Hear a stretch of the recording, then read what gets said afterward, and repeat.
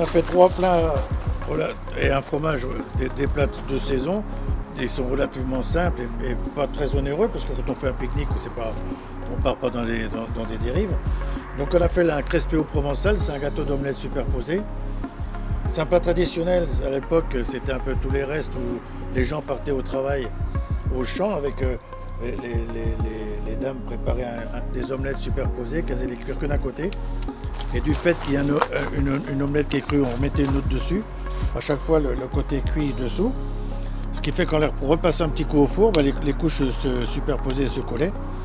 Et ça permettait d'avoir une sorte de terrine et c'était bien pour la journée. Donc ça, on a fait. Ça pourrait être accompagné d'un petit coulis de tomates. Là, on s'est amusé à faire une petite confiture de tomates, il y a un petit coulis d'olive verte et du citron et avec des herbes aromatiques. Le deuxième plat, c'est le moule au curry. Les moules on peut prendre des moules les tonto, les moules de Bozig. On va faire avec une sauce curry.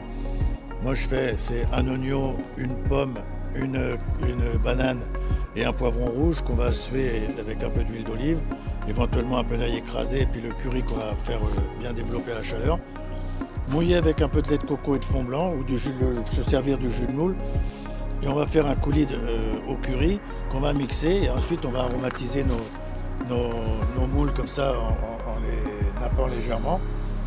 On a accompagné là d'un espuma au curry, c'est la sauce qu'on a mis dans un siphon avec 2 cartouches de gaz et un petit peu de pomme verte pour donner un peu de croquant à la préparation. Et on a fait un riz de Camargue au lait avec une compotée d'abricots. Ça, ceci, ça se permet de voyager dans des bocaux. Pour le pique-nique, il faut qu'il y ait des choses qui soient faciles aussi à transporter. Donc ça peut être mis dans un sac ou une glacière et puis voilà. Et ça garde bien frais. Et c'est nourrissant et c'est toujours un riz au lait. Moi, ça me rappelle mon enfance et on a tous des souvenirs d'un riz au lait que préparait la maman ou la grand-mère et ça reste des souvenirs impérissables.